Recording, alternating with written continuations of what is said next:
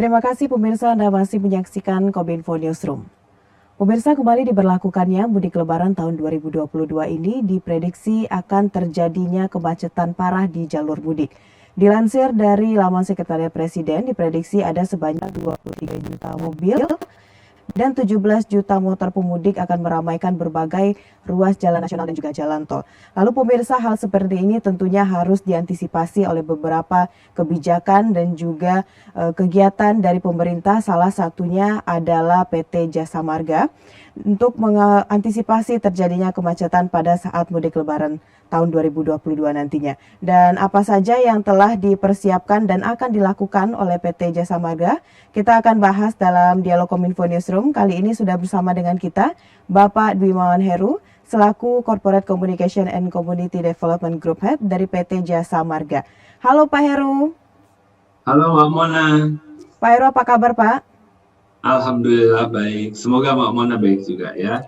Alhamdulillah baik ya Pak. Baik, Pak Heru, ini mudik lebaran 2022 diprediksi ada sebanyak 85,5 juta pemudik ini Pak yang akan melakukan mudik lebaran. Nah Pak Heru, sejauh ini selain ruas utama tol Jakarta Cikampek, Pak Heru, bagaimana kesiapan ruas tol lainnya dan tol mana saja yang kira-kira saat ini dikebut perbaikannya untuk mendukung agar mudik tahun 2022 ini lebih optimal nantinya Pak?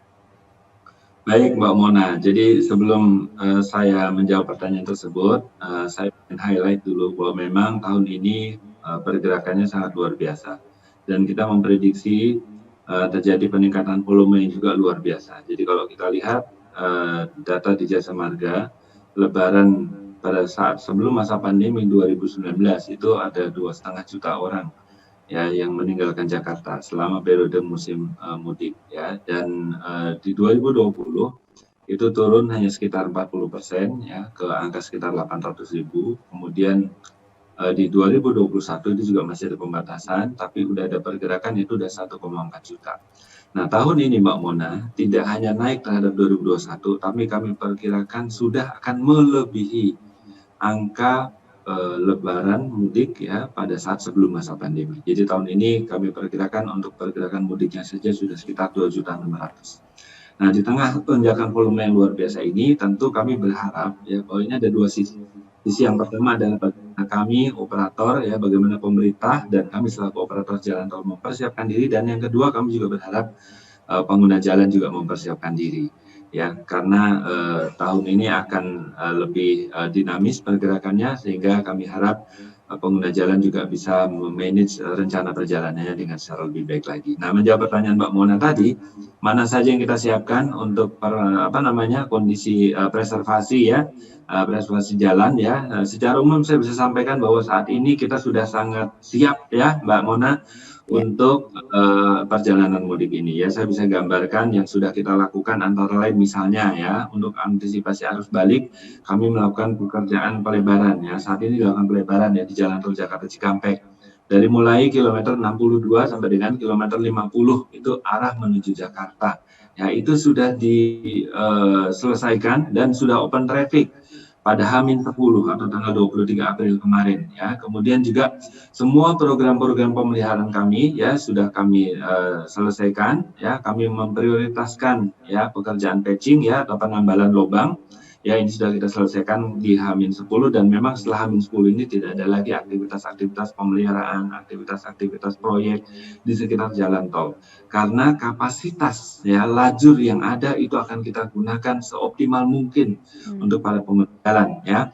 Nah, kami juga bisa kasih gambaran misalnya jalan tol Japek Selatan yang saat ini masih dalam proyek pembangunan itu juga kami siapkan untuk fungsional. Nanti antisipasi juga arus mudik ya Mbak Mona.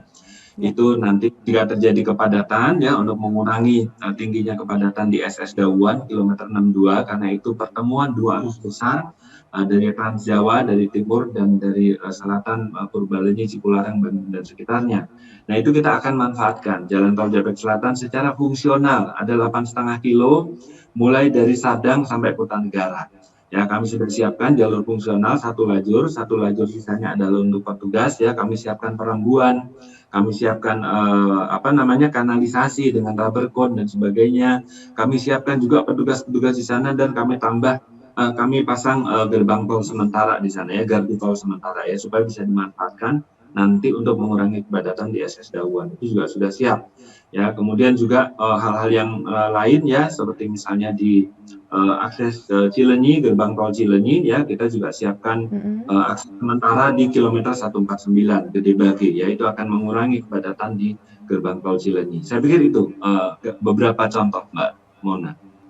Pak Heru, kalau kita melihat ke belakang lagi, setiap mudik lebaran ini sering sekali terjadi kemacetan, Pak. Bukankah seharusnya kita melihat sebenarnya apa sih penyebab dari kemacetan ini? Dan salah satunya juga Pak Heru, di rest area itu juga terjadi penumpukan dan nantinya juga mengakibatkan kemacetan. Nah, sejauh ini Pak, untuk mengantisipasi hal tersebut, kira-kira apa strategi dari Jasa Marga selain yang telah Bapak sebutkan tadi, Pak Heru? Nah, strategi yang saya cerita tadi adalah strategi yang untuk lalu lintas ya Mbak ya. Kepadatan kan ada 3 ya Mbak ya, kepadatan di lajur jalan, ya, kemudian yang kedua adalah kepadatan di gerbang tol, dan yang ketiga adalah kepadatan di rest area. Ya, saya sudah cerita tadi yang lalu lintas, untuk yang gerbang tol kita akan pastikan semua gardu kita 100% ready, berfungsi ya, sehingga bisa dioperasikan penuh ya, dan kami juga akan menambah gardu miring. Kami nyebutnya secara teknis itu gardu OA, approach boot, tapi mungkin pengguna jalan lebih melihat gardu-gardu miring gitu ya, itu adalah peningkatan kapasitas juga. Kami punya di Cikatama ya, Cikampek Utama, kami juga punya di Kali Kangkung, itu akan kami optimalkan. Ya, kami juga akan tambah mobile reader. Nah, kami juga akan tambah petugas-petugas transaksi yang akan melayani nanti transaksi di tengah antrean ya, dengan menggunakan mobile reader. Nah, itu kita harapkan juga meningkatkan kapasitas transaksi di gardu, di gerbang tol ya, supaya juga bisa mengurangi kepadatan di gerbang tol ya. Nah, sekarang soal rest area, betul ya. Jadi ini juga kami mengajak supaya kita bisa bergantian ya Mbak Mona ya, dengan pengguna jalan yang lain gitu ya. Maka kami akan melakukan buka tutup rest area. Kalau udah di kapasitasnya penuh, kita akan tutup rest area tersebut atas diskresi kepolisian, sekali lagi ya, untuk nanti mereka bisa menggunakan rest area berikutnya. Nah, kami berharap menghimbau pengguna jalan mematuhi aturan petugas. Kalau memang udah ditutup, jangan maksa. 2019 tuh ada tuh, ditutup rest areanya, maksa parkir di bahu jalan kaki ke rest area. Itu yang pertama membahayakan Mbak Mona ya. Kemudian yang kedua, mengurangi kapasitas di main road. Yang saya cerita tadi ya, 2.300 kendaraan harusnya bisa kami salurkan di jalan itu ya, per jamnya gitu ya. Kalau itu terpakai untuk orang yang memaksa untuk sekedar masuk ke rest area, sulit ya. Jadi masuk gunakan rest area yang berikutnya, jangan memaksa masuk ya, karena ada pembatasan buka tutup. Di dalam juga kami himbau ya, maksimal 30 menit Mbak untuk penggunaan rest area. Sekali lagi pembatasan bukan apa-apa ya Mbak Mona, supaya kita bisa saling giliran dengan pengguna jalan yang lain gitu ya Mbak Mona ya. Dan ya kami himbau kalau misalnya pesan makanan ya, itu nanti take away saja, nggak usah dimakan di tempat ya. Dan jangan lupa jaga prokes, karena ini masih dalam pandemi ya, kenakan masker, cuci tangan, hand sanitizer, beribadah bawa peralatan ibadah sendiri ya, dan seperti saya sampaikan tadi ya, 30 menit paling lama di rest area ya, supaya kita bisa gantian dengan yang lainnya gitu Mbak Mona, kira-kira penjelasannya untuk di rest area Mbak. Baik, untuk rest area sudah ada solusinya dari Jasa Marga begitu Pak Heru ya. Baik, Bapak sejauh ini kalau untuk fasilitas yang disiapkan oleh Jasa Marga bagi pemudik, mungkin yang paling penting itu adalah ketersediaan toilet dan sebagainya, itu bagaimana Pak untuk fasilitas? Ya, baik Mbak Mona. Nah, kita masih di rest area ya, jadi betul ya, peningkatan kapasitas yang luar biasa ini juga harus kita imbangi juga dengan peningkatan pelayanan. Ya, Jasa Marga untuk rest areanya ya, kami rest area. Nah, rest area itu banyak ya Mbak ya. Ada rest area yang dikelola Jasa Marga, ada rest area yang dikelola Mitra. Nah, kalau pengguna jalan pengen tahu nih rest areanya di mana saja, siapa yang mengelola tenannya, apa saja di situ ya. Salah satunya bisa juga ya untuk install mobile apps kami Trapoy, itu ada di App Store dan ada di Play Store dan ada di App Store ya. Jadi silakan di install ya. Nah, di rest area tersebut ya, kami untuk seluruh ruas jalan, seluruh rest area yang kami operasikan, kami nambah lebih dari 1.000 Mbak.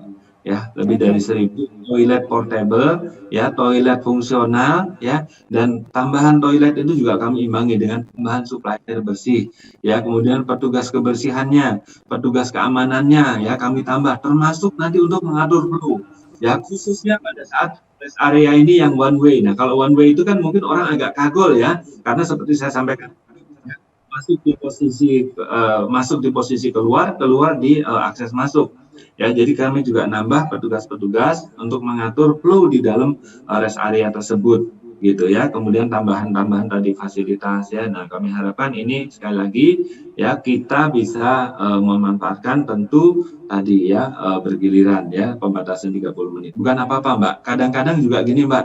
Ini dalam pemberlakuan one way ya, Mbak ya. Kalau misalnya kita kelamaan terus kita nggak aware tuh, Mbak. Kita ada di dalam rest area, tadinya nih kita mengarah timur. Nah, tapi karena kita nggak mempelajari sebelumnya ya, nggak punya persiapan, kita nggak tahu pada jam tertentu itu dilakukan one way. Jadi pas begitu kita ke arah timur atau sebaliknya ya, terus kita kelama-lamaan di rest area, tahu-tahu pas kita udah keluar masuk lagi ke jalur, ternyata udah dilakukan one way. Akhirnya kita nggak bisa masuk ke jalan tol menuju tujuan, kita malah balik lagi gitu ya ke tempat semula gitu ya. Jadi awareness ini saya rasa ya harus dijaga juga ya, 30 menit supaya selalu aware dengan semua perubahan. Tapi jangan lupa juga ya, semua informasi-informasi ini juga sudah kita tahu sebelumnya. Kita kasih tahu di media sosial kita dan sebagainya. Dan nanti di lapangan juga nanti kami akan ada petugas. Setiap kali akan diberlakukan one way, kami akan mengingatkan pengguna jalan. Ya, yang tujuannya berlawanan ya dengan arah one way itu akan kami ingatkan bahwa sebentar lagi dilakukan one way sehingga Anda nggak bisa menuju ke tujuan Anda harus balik ke arah semula. Jadi agar mereka segera melakukan perjalanan gitu. Ya, nah itu kira-kira Mbak Mona untuk tambahan kesiapan rest area. Baik, Pak Heru mungkin terakhir bisa singkat saja Pak, kira-kira masyarakat bisa melihat di mana maksudnya masyarakat bisa mengakses di mana terkait dengan mudik lebaran tahun 2022 ini, mulai dari titik kemacetan, panduan jalur, rest area, dan beberapa hal lainnya. Serta bagaimana himbauan dari Pak Heru agar masyarakat taat dalam mudik agar mudik ini aman dan juga sehat. Silakan Pak Heru. Oke. Mbak Mona, yang pertama saya sampaikan tadi di awal ya bahwa ini prediksi kami volume lalu lintas akan sangat luar biasa dan prediksi volume lalu lintas ini akan mencapai puncaknya di hari puncak mudik ya di tanggal 29 dan di puncak balik tanggal 8 Mei. Jadi himbauan kami yang pertama adalah pengguna jalan kami harap bisa merencanakan perjalanannya, manajemen waktunya ya untuk bisa melakukan perjalanan itu bisa lebih smooth kira-kira gitu ya. Nah, tips yang pertama adalah jangan berangkat pada saat puncak arus mudik dan puncak arus balik.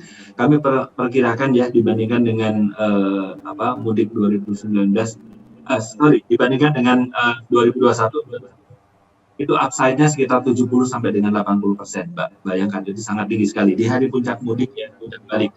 Ya, jadi jangan berangkat pada saat puncak mudik dan balik ya. Di samping itu dalam mempersiapkan perjalanan seperti saya sampaikan tadi, rencanakan perjalanan Anda dengan lebih baik. Ketahui tujuan Anda, ketahui tarifnya berapa, siapkan e-tol Anda, siapkan BBM Anda, kondisi kendaraan dan sebagainya, kondisi fisik kita. Ya, jangan lupa mobil kita masalah berhenti ya di jalur itu 2.300 per jam saudara kita nggak bisa lewat. Apalagi kalau kita berhenti lebih dari 1 jam misalnya. Ya, nah persiapan tadi saya bilang ketahui tarifnya, nah supaya juga e-tolnya bisa kita penuhi. Nah, yang pertama Mbak Mona, kita juga bisa mengakses apps kami ya, itu namanya Travoy, silakan di-download. Mau jalan kita udah bisa tarifnya berapa kita pengen tahu ada di Travoy. Kemudian kita pengen ngecek cukup nggak nih saldonya, di Travoy juga bisa cek saldo. Kemudian ternyata kurang, mesti kita top up. Di Travoy juga bisa top up, Mbak. Kemudian kita mau jalan nih, terus kita pengen tahu nih jalur-jalur di sini padat atau enggak. Di Travoy itu juga bisa melihat 1.700 CCTV kami di seluruh Indonesia. Itu ada maps-nya, nanti tinggal ke fitur maps, terus klik maps-nya. Nah, di luar tambahan ya, selain kondisi lalin yang biasa kita lihat di aplikasi-aplikasi perjalanan, kami punya ikon-ikon CCTV. Ya, di tab di situ langsung keluar real time gambar CCTV sehingga kita bisa memperkirakan kepadatan. Ya, kemudian kita masuk ke jalan tol, terus kita pengen tahu rest area di mana segala macam. Nah, itu juga bisa digunakan Travoy. Kemudian ada kesulitan, bisa telepon call center kami 14080.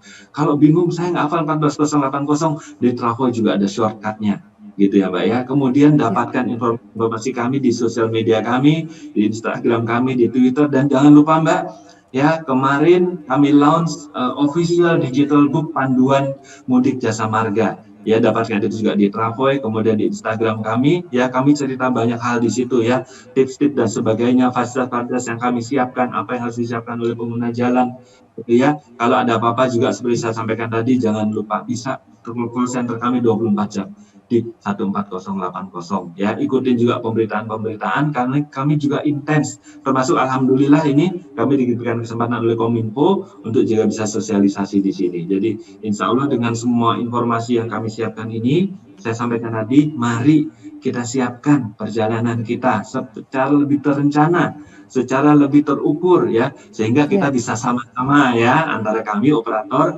dan pengguna jalan bisa sama-sama mensukseskan perjalanan mudik ini, dan kami harap tentunya perjalanan mudik pengguna jalan tol khususnya nanti bisa dilakukan secara mudik aman, mudik sehat ya, jadi aman dan sehat karena ini juga masih masa pandemi, kita harus perhatikan Baik. juga kesehatan.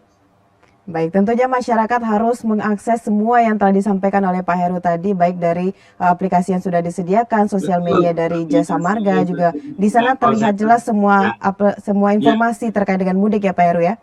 ya, bisa lihat juga variable message sign kami yang ada di jalur-jalur, itu ada variable message sign atau kami nyebutnya dynamic message sign, sekarang bisa dilihat juga. Informasi-informasi Ya. juga kami bisa. Termasuk one way, kontraflow, ganjil genap juga kami share di situ. Silahkan diakses supaya bisa mempersiapkan waktu perjalanan dan rencana perjalanannya. Baik, terima kasih Pak Dwi Mawan Heru sudah menyampaikan berbagai edukasi dan beberapa hal terkait dengan mudik agar mudik tahun 2022 ini berjalan aman dan juga sehat. Terima kasih Pak Heru, tetap jaga kesehatan. Baik, Kami Mbak akan Mona. tunggu informasi-informasi terbaru selanjutnya dari Pak Heru. Salam sehat Pak Heru. Terima kasih, selamat sehat. Selamat Baik pagi. pemirsa. Assalamualaikum.